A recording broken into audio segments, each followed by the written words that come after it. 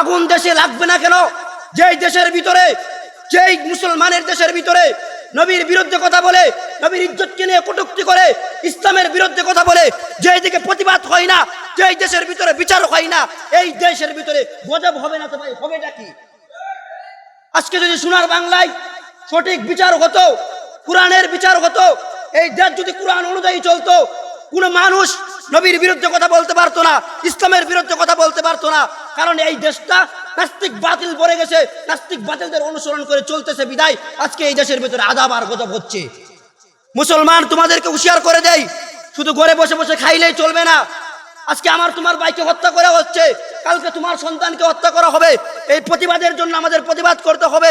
মনের ভিতরে এই শক্তি তামান্না করো, যখন দেখবা কেউ নবীর বিরুদ্ধে কথা বলে, ইসলামের বিরুদ্ধে কথা বলে, কোরআনের বিরুদ্ধে কথা বলে, আল্লাহর জমিনে, খুদার জমিনে যতদিন বেঁচে থাকবো, ততদিন আমি এই জমিনে থাকবো, ইসলাম বিরোধী যারা আছে, যারা নবীর বিরুদ্ধে কথা বলে, জীবন চলে যাবে, রক্ত ঢালবো, তারপরে কোনো নাস্তিক বাতিল, কোনো বেঈমানের সামনে মুসলমান মাথাকে ঝুঁকাতে পারে না। আওয়াজ করে বলেন ঠিক কিনা?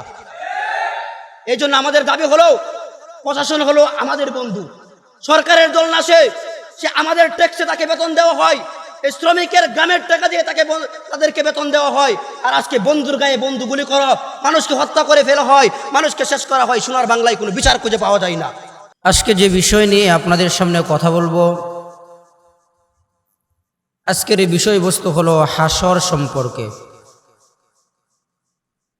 হাসরের ময়দানটা কেমন হবে এবং বর্তমান পরিস্থিতি নিয়ে কিছু কথা বলবো। আল্লাহ তাআলা যেন আমার জবান দিয়ে এই মুহূর্তে এমন কিছুগুলা কথা যেন বের করে দেন, যা আমার জন্য, আপনার জন্য, সকলের জন্য কামিয়াবি হয়ে যায়। সকলে বলেন আমিন। হাসরের ময়দান, হাসর শব্দটা এটা হলো আরবি শব্দ। হাসর শব্দের মানা হলো, হাসর শব্দের শাব্দিক অর্থ হলো একত্রিত হওয়া, জমা হওয়া। অর্থাৎ কাল কিয়ামতের ময়দানে, হাসরের ময়দানে সমস্ত মানুষ একত্রিত হবে। এই শব্দটাকে বলা হয় হাসর, ইয়াউমুল হাসর, হাসরের দিন। ওই হাসরের দিন সমস্ত মানুষ একত্রিত হবে। এখানে ইহুদিও থাকবে, খ্রিস্টানও থাকবে, হিন্দুও থাকবে, বৌদ্ধও থাকবে, মুসলমানও থাকবে। অর্থাৎ সমস্ত মানুষ হাসরের ময়দানে একত্রিত হবে। আল্লাহ তাআলা বলেন, হাসরের ময়দানে সমস্ত মানুষ একত্রিত হওয়ার পর ওই দিন আর কারো ক্ষমতা চলবে না, ওই দিন আর কারো বাহাদুরি চলবে না। আল্লাহ বলেন, লিমানিল মুলকুল ইয়াউম লিল্লাহিল ওয়াহিদুল কহার। আল্লাহ তাআলা হাসরের ময়দানে এমন একটা বিকট আওয়াজ দিবেন, বিকট এক আওয়াজ দিয়ে বলবেন, আজকের দিনের কোথায় রাজা বাদশারা, কোথায় প্রজারা? দুনিয়ায় না ক্ষমতা দেখাইতা, দুনিয়ায় না বাহাদুরি দেখাইতা, আজকে পারলে আমি আল্লাহর সামনে আসো তোমাদের ক্ষমতা নিয়ে। আল্লাহ বলেন, হালাকা আন্নি সুলতানিয়া, দুনিয়ার সমস্ত রাজা বাদশাদের ক্ষমতা সব কিছু শেষ হয়ে যাবে, কোনো ক্ষমতা সেদিন থাকবে না। আমাদের দেশের মাননীয় প্রধানমন্ত্রী বলেন, আর ভারতের প্রধানমন্ত্রীকেই বলেন, আর আমেরিকার প্রধানমন্ত্রীকেই বলেন, পৃথিবীর ভিতরে যত রাষ্ট্র আছে সমস্ত রাষ্ট্রের ক্ষমতা যদি এক জায়গায় রাখা হয়, আল্লাহ তাআলার রাজত্বের সাথে, ক্ষমতার সাথে কখনো এক হতে পারে না। আল্লাহ বলেন, সমস্ত রাজা প্রজাদের ক্ষমতা শেষ হয়ে যাবে, সেদিন আমার ক্ষমতা থাকবে। আম্মাদান আয়েশা রাদিয়াল্লাহু তাআলা আনহা আমার আপনার পয়গম্বরকে প্রশ্ন করলেন, ও পয়গম্বর, ও আল্লাহর হাবিব, হাসরের ময়দানে সমস্ত মানুষ একত্রিত হবে, তো আপনার উম্মতদেরকে আপনি কিভাবে চিনবেন? এখানে তো সমস্ত দলের লোকই থাকবে, তাহলে আপনি আপনার দলকে কিভাবে খুঁজে বের করবেন? আপনার উম্মতকে আপনি খুঁজে কিভাবে বের করবেন? আল্লাহ রাসূল সাল্লাল্লাহু আলাইহি ওয়াসাল্লাম বলেন, আমার উম্মতরা দুনিয়ার ভিতরে যারা 5 ওয়াক্ত নামাজ পড়েছিল, যারা সালাত আদায় করেছে, মসজিদের সাথে যাদের কলবরা মসজিদের সাথে ছিল, মসজিদমুখী যাদের কলব ছিল, ওই বান্দাদের, ওই উম্মতদের অজুর অঙ্গগুলা থেকে নূর চমকাতে থাকবে। জুড়ে বলেন সুবহানাল্লাহ। যখন তাদের অজুর অঙ্গগুলা থেকে নূর চমকাতে থাকবে, এই নূরের আলো দেখে আমি নবী তাদেরকে খুঁজে খুঁজে বের করে নিয়ে আসবো। জোরে বলেন সুবহানাল্লাহ। এই অজুর অঙ্গগুলা নবী করিম সাল্লাল্লাহু আলাইহি ওয়াসাল্লাম বলেন, মুসলমান বান্দা যখন অজু করে মসজিদে আসে, তখন যখন তার চেহারাটা সে ধোয়, তখন আমি আল্লাহ তাআলা বলেন, মুসলমান বান্দা যখন তার চেহারা অজু করার সময় ধোয়, আমি তার চেহারার গুনাহগুলা মাফ করে দেই। জুড়ে বলেন সুবহানাল্লাহ। শুধু তাই নয়, যখন সে তার হাত এবং পাও অর্থাৎ অজুর অঙ্গ প্রত্যঙ্গগুলা যখন মুসলমান অজু করার সময় ধোয়, যখন ধৌত করে আমি আল্লাহ তাআলা তাদের সগীরা গুনাহগুলা আমি আল্লাহ মাফ করে দেই। জুড়ে বলেন সুবহানাল্লাহ। শুধু তাই নয়, একজন মানুষ ফজরের নামাজ পড়েছে, জুহর পর্যন্ত সে যদি জুহরের নামাজ ও জামাতের সাথে পড়ে, এই যে মাঝখানে একটা সময় অতিবাহিত হয়েছে, এই সময়টা অতিবাহিত যে হয়েছে, এই মাঝখানে যে গুনাহগুলো আমাদের হয়ে যায়, আল্লাহ তাআলা বলেন যে বান্দা ফজরের নামাজ পড়লো আবার জুহরের নামাজও পড়লো, মাঝখানে তার যে সগীরা গুনাহগুলা হয়েছে, আল্লাহ বলেন আমি তা বান্দার সগীরা গুনাহগুলাকে মাফ করে দেই। জুড়ে বলেন সুবহানাল্লাহ। তো হাসরের ময়দান, এই ময়দানটা কেমন হবে? এই ময়দানে আল্লাহ তাআলা কি করবেন? আল্লাহ তাআলা বলেন, ইয়াউমা লা ইয়ানফাউ মালু ওয়ালা বানুন, ইয়াউমা লা ইয়ানফাউ মালু ওয়ালা বানুন ইল্লা মান আতাল্লাহা বিকলবিন সালিম।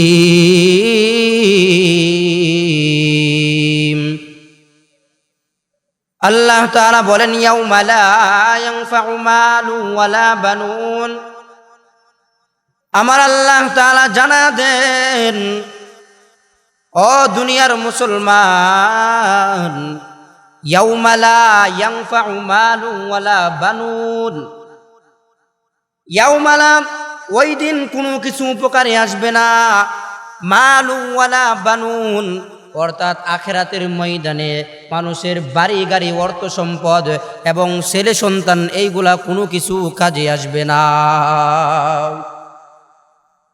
আল্লাহ তাআলা বলেন, ইয়াউমা লা ইয়ানফাউ মালু ওয়ালা বানুন, বান্দা তোমার অর্থ সম্পদ, তোমার গাড়ি বাড়ি টাকা পয়সা এগুলা আখিরাতের ময়দানে কাজে আসবে না। হাসরের ময়দানে এগুলা নিয়ে দাঁড়াইতে পারবা না। এই কথা আগে বলতে পারবা না, আল্লাহ আমি 10 বিঘা জমির মালিক ছিলাম, আল্লাহ আমার দুনিয়াতে 20টা গাড়ি ছিল, আমি এত এত টাকার মালিক ছিলাম, আল্লাহ তুমি আমাকে মাফ করে দাও। আল্লাহ বলেন, না না না না গোলাম, হাসরের ময়দানে গাড়ি বাড়ি তোমার টাকা পয়সা কোনো কিছু কাজে আসবে না, এবং তোমাদের ছেলে সন্তান গোলাও কাজে আসবে না, যাদের জন্য জীবনটা তুমি শেষ করে দিলা। আল্লাহ বলেন, বান্দা শুনে নেও, তোমাদের ছেলে সন্তান তোমাদের কাজে আসবে না। তাহলে মালিক ওই কাল কিয়ামতের ময়দানে কি কাজে আসবে? হাসরের ময়দানে আমাদের কি কাজে আসবে? আল্লাহ তাআলা জানা দেন, ইল্লা মান আতাল্লাহা বিকলবিন সালিম, বান্দারে তোমাদের একটা ভালো অন্তর, একটা ভালো কলব আমার কাছে সেদিন কাজে আসবে। জুড়ে বলেন সুবহানাল্লাহ। আল্লাহ তাআলা বলেন, যার কলবটা ভালো, যার অন্তর ভালো, এই মানুষগুলা আখিরাতের ময়দানে কাজে আসবে। আল্লাহর নবী হাদিসে কুরসির ভিতরে জানায়া দেন, ইন্নাল্লাহা লা ইয়ানজুরু ইলা সুওয়ারিকুম ওয়া আমওয়ালিকুম। আল্লাহর নবী বলেন, ও দুনিয়ার উম্মত ভালো করে শুনে নেও, ইন্নাল্লাহা লা ইয়ানজুরু ইলা সুওয়ারিকুম ওয়া আমওয়ালিকুম, তোমাদের আকার আকৃতি, তোমাদের সুরত, কে কতটুকু সৌন্দর্য ছিল, কে কালো ছিল, এটা আমার কাছে সেদিন গ্রহণযোগ্যতা পাবে না। দুনিয়াতে তুমি লম্বা ছিলা না কাটো ছিলা, তোমার চেহারা কালো ছিল না ফর্সা ছিল, এটা আল্লাহ তাআলার কাছে প্রাধান্য পাবে না। তোমাদের বাড়ি গাড়ি তোমার আল্লাহ তাআলার কাছে প্রাধান্য পাবে না। আল্লাহ বলেন, ও বান্দা কি কাজে আসবে তুমি জানো? আল্লাহ বলেন, ওয়ালাকিন ইয়ানজুর ইলা কুলুবিকুম ওয়া আমালিকুম। আমি আল্লাহ বান্দাদের কলবের দিকে দৃষ্টি দেই। বান্দাদের কলব যদি ভালো হয়ে যায়, বান্দার অন্তর যদি ভালো হয়, এই মানুষগুলা আমি আল্লাহর কাছে সেদিন প্রাধান্য পাবে। জুড়ে বলেন সুবহানাল্লাহ। তো হাসরের ময়দানে টাকা পয়সা অর্থ সম্পদ ক্ষমতা নিয়ে কেউ দাঁড়াইতে পারবে না। সেদিন আল্লাহ বলেন, কুল্লু মান আলাইহা ফান ওয়া ইয়াবকা ওয়াজহু রাব্বিকা যুল জালালি ওয়াল ইকরাম। আল্লাহ বলেন, ইসরাফিলের সিঙ্গার ফু যখন দিবে তখন তো তোমাদের ক্ষমতা জায়গায় শেষ হয়ে যাবে। তোমার বাড়ি গাড়ি যা আছে ইসরাফিলের ফু দেওয়ার সাথে সাথে সব চূর্ণ বিচূর্ণ হয়ে ধুলার সাথে উড়ে যাবে। সেদিন থাকবে শুধু আল্লাহ তাআলা। আল্লাহ তাআলা ওই হাসরের ময়দানের মালিক হবেন। এখন হাসরের ময়দানে মানুষ কয়েক প্রকারে উঠবে। হাসরের ময়দানে মানুষ কয়েকটা ভাগে উঠবে।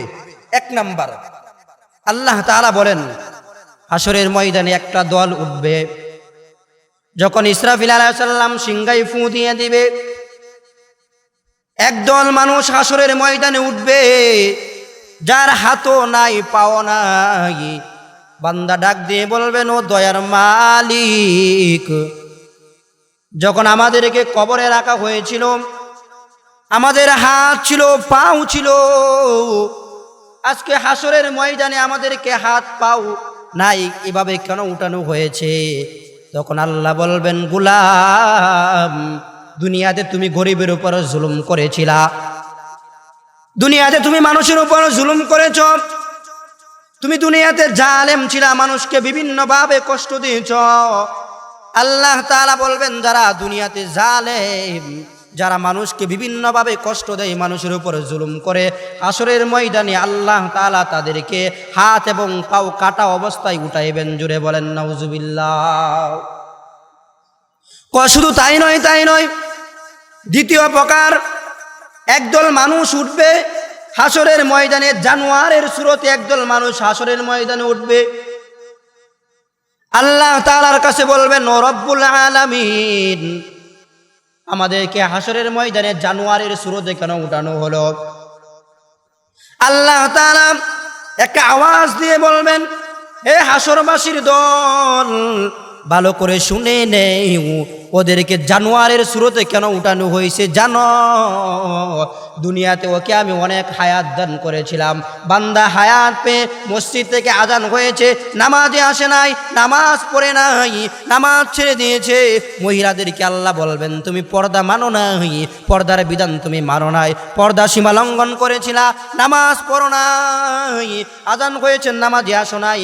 আল্লাহ তাআলা বলেন, যারা বেনামাজি, ওই বেনামাজিদেরকে আল্লাহ তাআলা জানোয়ারের সুরতে সেদিন হাসরের ময়দানে উঠাবেন।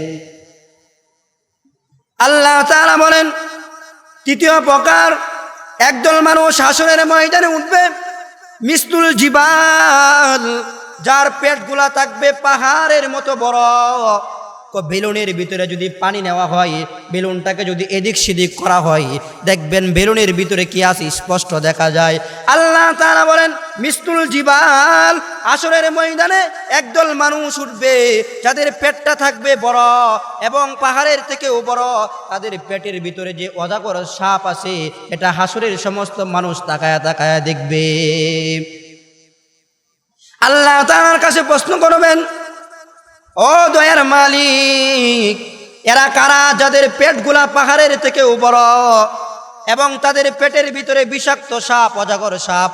আল্লাহ তাআলা বলেন, ওরা কারা জানো? ওরা হলো তারাই যারা দুনিয়াতে সুদ খাইতো, হারাম খাইতো, ঘুষের কাতারে নাম লেখাইছে, সুদ খাইছে, বিভিন্নভাবে হারাম জিনিস ভক্ষণ করেছে। আল্লাহ তাআলা বলেন, গোলাম, যারা দুনিয়াতে সুদ খাও, ঘুষ খাও, হাসরের ময়দানে তোমাদের পেটটা হবে পাহাড়ের থেকে বড় এবং তোমাদের পেটের ভিতরে অজাগর সাপ থাকবে, আর হাসরের মানুষ তাকায়া তাকায়া দেখবে। এই জন্য মুসলমান যারা সুদের কাতারে নাম লেখাইছ, তওবা করে নামটা কেটে দেও, কারণ হাসরের ময়দানে সবাই কিন্তু তোমাকে তাকায়া দেখবে যে তোমার পেট পাহাড়ের থেকেও বড় হয়ে গেছে, আর তোমার পেটের ভিতরে অজাগর সাপ। আল্লাহ তাআলা বলেন, চতুর্থ প্রকার যাকে হাসরের ময়দানে উঠানো হবে, তার মুখ দিয়ে আগুন বের হবে এবং মুখ দিয়ে রক্ত বের হবে। হাসরের মানুষ ডাক দিয়ে বলবেন, ও দয়ার মালিক, ওই বান্দাদেরকে হাসরের ময়দানে এভাবে উঠানো হলো কেন?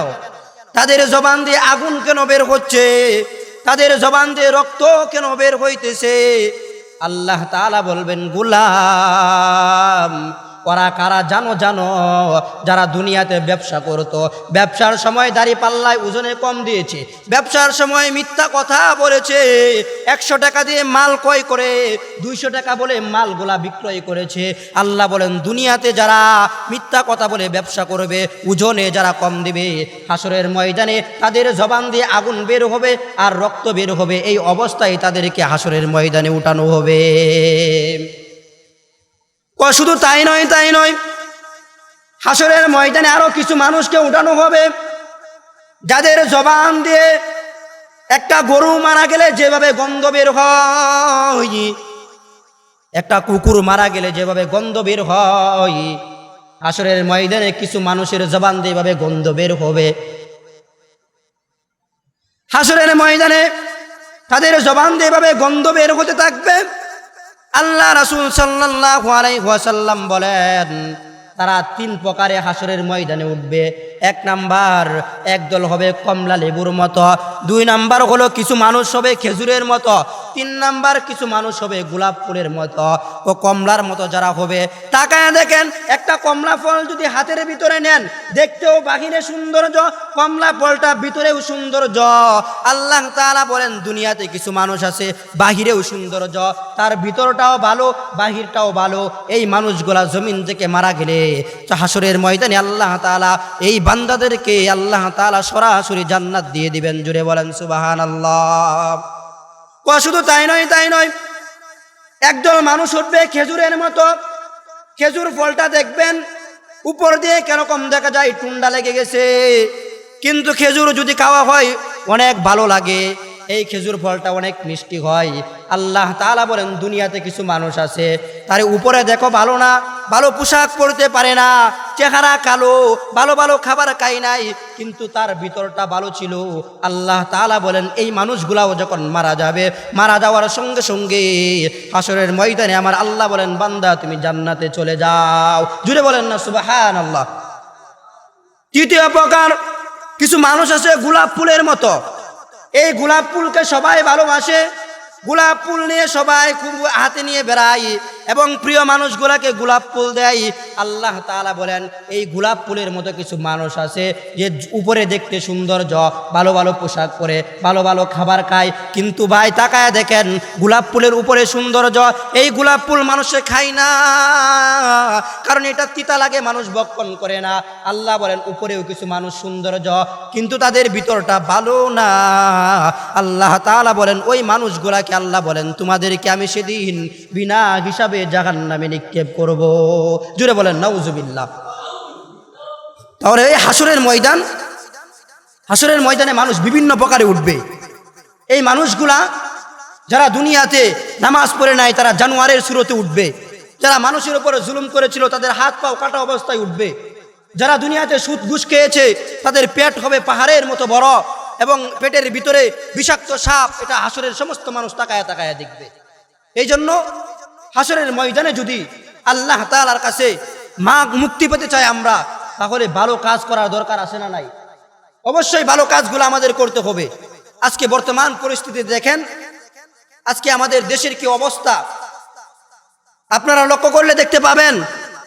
আজকে এই দেশের ভিতরে ছাত্র সমাজ তারা নেমেছে নিজেদের অগ্রাধিকার দাবির জন্য, তারা মাঠে ময়দানে নেমেছে। কিন্তু আজকে তাদের দিকে লক্ষ্য করে দেখেন, তাদের দিকে তাকায় দেখেন, কোটা শব্দটাকে বাতিল করার জন্য মাঠে ময়দানে নেমেছে।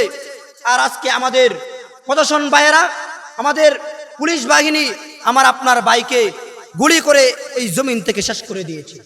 কেন? সে তো কোনো সুদকুশে, সে কখনো কোনো অন্যায় কাজ তো করে নাই। মানুষের উপর জুলুম তো করে নাই, নিজের অগ্রাধিকার দাবির জন্য মাঠে ময়দানে গিয়েছে, তাকে গুলি করে এই জমিন থেকে শেষ করা হয়েছে। কেন একজন মুসলমানকে কেন শেষ করা হবে? ইসলাম তো এই অধিকার দেয় নাই, ইসলাম তো কাউকে এই কথা বলে নাই যে একজন মুসলমানকে গুলি করে হত্যা করে ফেলো। তাকায় দেখেন, যাকে গুলি করে হত্যা করেছে সে একটা ভালো স্টুডেন্ট ছিল, রংপুরের ছেলে, সে ভালো স্টুডেন্ট ছিল। যখন তার লাশটা বাড়িতে গিয়েছে, তার বোন কান্না করেছে। এই ভিডিওটা আমি যখন দেখছি, তার বোন কান্না করতেছে, আমার আর নিজে আমি ঠিক থাকতে পারি নাই, তখন ভিডিওটা আমি উপরে টান দিয়ে দিয়েছি। তার বাবা কান্না করে বলতেছে, আমার সন্তান এত মেধাবী ছিল যে আমার সন্তান টিউশনি করাইতো, এই টাকা দিয়ে আমিও চলতাম, সন্তানও চলতো। আজকে নিজের অগ্রাধিকার দাবির জন্য গেলে এই দেশের ভিতরে কি করা হয়? লাশ হয়ে ঘরে ফিরে আসতে হয়। শুধু তাই নয়, কয়েকদিন আগে আপনারা দেখতে পাচ্ছেন একজন পুলিশ আমার নবীর ইজ্জতের বিরুদ্ধে কথা বলেছে। আম্মাজান আয়েশাকে নাকি অল্প বয়সে বিবাহ করেছে। আমাদের মাননীয় প্রধানমন্ত্রী কিছু বলে নাই। আগুন দেশে লাগবে না কেন?